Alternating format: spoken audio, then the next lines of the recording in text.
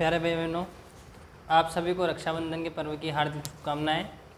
इससे पिछले वाली कक्षा में हमने प्रश्नावली 17.1 के 7 सवाल कर लिए थे। आज हम सवाल नंबर 8 की तरफ चलेंगे। सवाल नंबर 8 जो है अपना, वो सवाल नंबर 8 है कि 5 संख्याओं का औसत, 5 संख्याओं का औसत है 18। 5 संख्याओं का औसत 18 है, तो देखो 5 संख्याओं का औसत बराबर 18। जब भी औसत दिया हो तो सबसे पहले क्या ज्ञात करेंगे अपन, योग। तो 5 संख्याओं का औसत, 5 संख्याओं का औसत था 18, तो 5 संख्याओं का योग, योग बराबर होता है औसत इंटू संख्या। तो औसत था 18 और संख्या थी 5, तो 18 इंटू 5 बराबर 90। जो 5 संख्याएं थी उन 5 संख्याओं को जोड़ने पर कितना आ रहे थे, 90। आगे उसने कहा कि यदि एक संख्या हटा दी जाए, अब 5 संख्या में से एक संख्या कम कर देंगे तो कितनी संख्या रहेगी, 4। तो यदि एक संख्या हटा दी जाए तो औसत 16 हो जाता है। इसका मतलब 5 संख्या थी, एक संख्या कम कर दी, तो 5 में से एक कम कर दी तो कितनी बची, 4। तो 4 संख्याओं का औसत, 4 संख्याओं का औसत हमारे पास कितना था, 16। वापस क्या दे दिया, औसत। तो हम याद कर लेंगे 4 संख्याओं का योग, 4 संख्याओं का योग बराबर 64। देखो 5 संख्याओं को जोड़ने पर आ रहे थे 90, 4 संख्याओं को जोड़ने पर आ रहे 64। तो जो हटाई गई संख्या है, वो हटाई गई संख्या को कैसे ज्ञात करेंगे कि जो 5 संख्याओं का योग है उसमें से 4 संख्याओं के योग को हम घटा देंगे, तो हमारे पास ये जो आएगी क्या है, हटाई गई संख्या। ये था आपका सवाल नंबर 8। इसके बाद अपन सवाल नंबर 9 पर, इसके अभी इन दोनों के बाद चलेंगे क्योंकि थोड़ा बड़ा सवाल है। इसके बाद अपन सवाल नंबर 10 देख लेते हैं। पहले सवाल नंबर 10 है कि विद्यालय के 5 कर्मचारियों का औसत मासिक वेतन, 5 कर्मचारियों का औसत मासिक वेतन, औसत वापस क्या दे दिया, औसत, औसत दे दिया। तो हम क्या ज्ञात करेंगे, 5 कर्मचारियों के वेतन का योग, वापस क्या ज्ञात कर लिया, योग। जब भी औसत दे योग ज्ञात कर लिया, योग बराबर औसत इंटू संख्या। तो औसत था 3000 इंटू संख्या थी 5, 3000 इंटू 5 बराबर कितना आ गया, 15,000 रुपये। ये आ गया आपके पास 5 कर्मचारियों के वेतन का योग। अब 5 कर्मचारियों में से एक कर्मचारी के सेवानिवृत्त हो गया, सेवानिवृत्त हो गया मतलब उसका क्या हो गया, रिटायरमेंट हो गया, रिटायरमेंट हो गया उसका। तो 5 थे, अब 5 में से एक कम हो गया तो कितने बचे, 4। तो 4 कर्मचारियों का जो औसत था वो कितना था, 3200। वापिस औसत दे दिया हमको, औसत था 3200। हमने ज्ञात कर लिया 4 कर्मचारियों के वेतन का योग, वही योग बराबर क्या होगा, औसत इंटू संख्या। तो 3200 इंटू 4 बराबर कितना गया, 12,800 रुपये। तो 5 कर्मचारियों के वेतन का योग था 15,000 और 4 कर्मचारियों के वेतन का योग है 12,800। तो सेवानिवृत्त कर्मचारी का वेतन, तो इसमें से इसको क्या कर दिया हमने, घटा दिया। जैसे यहाँ घटाया था ना, इसे यहाँ पर भी इसको घटा दिया। सेम सवाल था, तो सेवानिवृत्त कर्मचारी का वेतन कितना गया, 2200 रुपये। ये था आपका सवाल नंबर 8। सवाल नंबर 10। अब चलते हैं सवाल नंबर 9 की तरफ।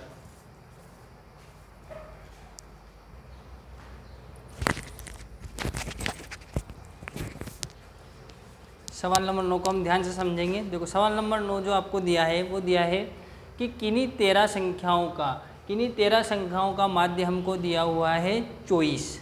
कि कोई सी भी 13 संख्याएं ले ली, XYZ कोई सी भी संख्या है, हमको पता नहीं है कौन सी संख्या है। तो 13 संख्याओं का जो माध्य है वो कितना दिया हुआ है, 24। 13 संख्याओं का माध्य हमको दिया हुआ है 24। सवाल को ध्यान से समझेंगे। 13 संख्याओं का माध्य दिया हुआ है 24। अब हमारा सूत्र होता है माध्य बराबर प्रेक्षणों का योग बटा प्रेक्षणों की संख्या। माध्य बराबर होता है प्रेक्षणों का योग बटा प्रेक्षणों की संख्या। तो 13 संख्याओं का माध्य बराबर, 13 संख्याओं का माध्य बराबर प्रेक्षणों का योग। तो कितने प्रेक्षण थे, 13 प्रेक्षण थे। 13 प्रेक्षण कौन से थे हमें याद नहीं है, तो हमने लिख दिया 13 संख्याओं का योग। कोई सी भी 13 संख्या है, हमें याद ही नहीं है, तो हमने क्या लिख दिया, माध्य बराबर 13 संख्याओं का माध्य बराबर 13 संख्याओं का योग, मतलब प्रेक्षणों का योग हो गया। प्रेक्षणों का योग बटा प्रेक्षणों की संख्या। तो कितने प्रेक्षण थे, 13, तो यहाँ 13 लिख दिया। अगर ये कहता 12 संख्याओं का योग तो यहाँ लिख देता 12 संख्याओं का योग बटा, नीचे का लिख देता 12। ये कहता कि 15 का, तो यहाँ लिख देता 15 संख्याओं का योग बटा 15। 13 संख्याओं का जो माध्य हमको दिया हुआ था 24, तो मैंने इसकी जगह तो लिख दिया क्या, 24 बटा 1 बराबर 13 संख्याओं का योग, क्योंकि हमें याद ही नहीं कौन सी 13 संख्याएँ बटा 13, वज्र गुणा कर दिया।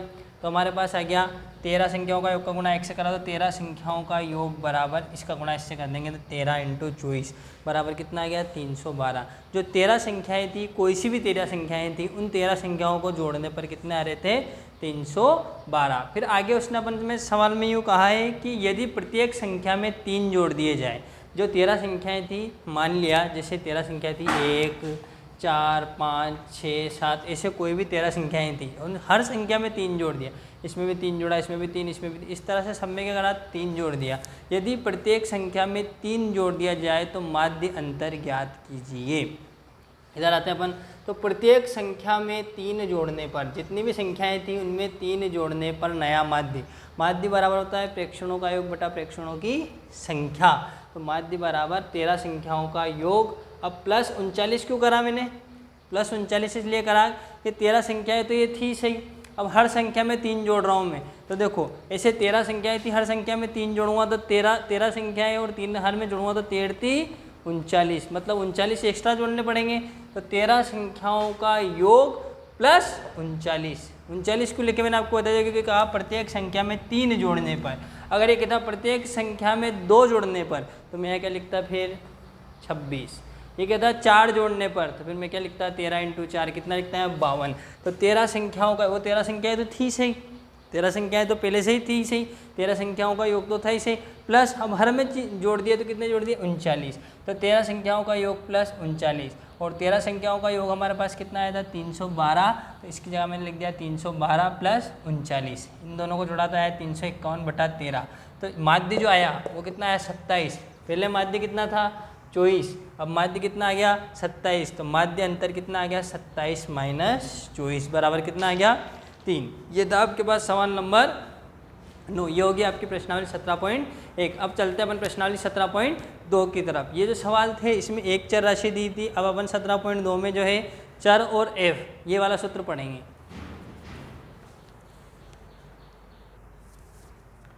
17.2 की तरफ चलते हैं अपन। 17.2 में अपन को सूत्र याद रखना है, अभी अपनों ने पढ़ा था समांतर माध्य बराबर प्रेक्षणों का योग बटा प्रेक्षणों की संख्या, जब सिर्फ हमें क्या दिया हुआ था चर। अब देखो जब चर का मतलब x व बारंबारता, बारंबारता का मतलब f, जब चर x व बारंबारता f दिया हो तो सूत्र होता है x बार का मतलब होता है समांतर माध्य x बार बराबर सिग्मा fx बटा सिग्मा f। इसका सिग्मा का मतलब होता है, अब देखो fx सिग्मा जिसके आगे लग जाता है उसका मतलब उस संख्या का योग, मतलब fx का योग। इसी तरह से f का योग, जैसे आपको सवाल दिया हुआ है x दिया हुआ है, f दिया हुआ है, x दिया था 3, 5, 8, 11, 2, 4, 5, 3 दिया हुआ था। अब सबसे पहले हम क्या याद करेंगे, हमारे पास सूत्र में क्या होता है x बार बराबर सिग्मा fx। तो f है x है लेकिन fx नहीं है, तो fx क्या याद करेंगे, fx किसके याद करेंगे, इन दोनों का गुणा करेंगे। 3 दूनी 6, 5 चौक 20, 8 पंजो 40, 11 तिया 33 हो गया सिग्मा f। तो इन सबको जोड़ देंगे तो 14, देखो 2 4 और 2 6 और 5 11 और 3 14, ये तो आ गया सिग्मा f बराबर कितना आ गया 14। इसी तरह से fx, तो इन सबको जोड़ देंगे, सिग्मा fx बराबर कितना आ गया अपने पास 99, 6 3 9, 4 2 6 और 3 9, सिग्मा fx आ गया, सिग्मा f आ गया। तो x बार बराबर होता है सिग्मा fx बटा सिग्मा f। सिग्मा fx की जगह सिग्मा fx की वैल्यू रख दी 99, सिग्मा f की जगह सिग्मा f की वैल्यू रख दी 14, जब भाग दिया तो कितना आया 7.07। ये था आपके पास सवाल नंबर 1। अब चलते हैं अपन सवाल नंबर 2 की तरफ। वापस वही सवाल है, x दिया हुआ है, f दिया हुआ है, तो fx याद करेंगे 7 का गुणा x करा 7 एकम 7, 8 तिया 24, 2.4, 5 ढाई 50, 5.0, 15 7 105, 10.5, 8 ढाई 80, 8.0। वही इन सबको जोड़ देंगे तो 7 4 11 और 5 16 की 6 हासिल का 1, 2 और 1 3, 5 8 और 8 16, 7 4 11 और 5 16 की 6 हासिल का 1, 2 और 1 3 और 5 8 और 8 16 की 6 हासिल 1, 1 और 1 2, तो यह आ गया 26.6। और यहाँ पर जोड़ेंगे 8 7 15 और 5 20 की 0 हासिल का 2 और 1 3 4 और 1 5, तो यहाँ भी अपने पास आ जाएगा 200, ये आ गया अपने पास क्या 26.6 बटा पॉइंट हटाएंगे 50 से थे, पॉइंट हटाइए 1 0 और बढ़ा देंगे, इसमें इसका भाग दे देंगे तो अपने पास इसका आंसर आ जाएगा। ये थे आपके पास 2 सवाल। अब अपने पास अपन चलेंगे अगली जो कल की कक्षा होगी, इसमें इस पूरी प्रश्नावली को निपटाकर हम 17.3 की तरफ चलेंगे। मेरा आप सबसे एक निवेदन है कि अगर आप सब जूम ऐप से पढ़ने में सहमति रखते हैं तो मुझे जो व्हाट्सएप ग्रुप है उसमें संकेत करें ताकि आपकी जो पढ़ाई है वो जूम ऐप से चालू की जा सके। धन्यवाद। आप इन सब सवालों को अपनी कॉपी में करें। इससे आगे के सवाल जो सवाल नंबर 3, 4, 5, 6 है, अगर आपको आते हैं तो आप उनको रफ कॉपी में करने की कोशिश कीजिए। रफ कॉपी में कर आप मेरे पर्सनल नंबर पर उनको भेजिए। अगर उसमें कोई मिस्टेक आती है फिर देखेंगे, लेकिन आप कोशिश कीजिएगा। सेम इसी तरह के सवाल हैं, आपको एक्स दिया होगा, आपको एफ दिया रहेगा, आपको एफ एक्स ज्ञात करना है, वही सिग्मा एफ एक्स बटा सिग्मा एफ। सेम सवाल है, सवाल नंबर 3, 4, 5, 6। तो इन सवालों को आप अपनी कॉपी में कीजिए। धन्यवाद। कल मिलते हैं अगली कक्षा में।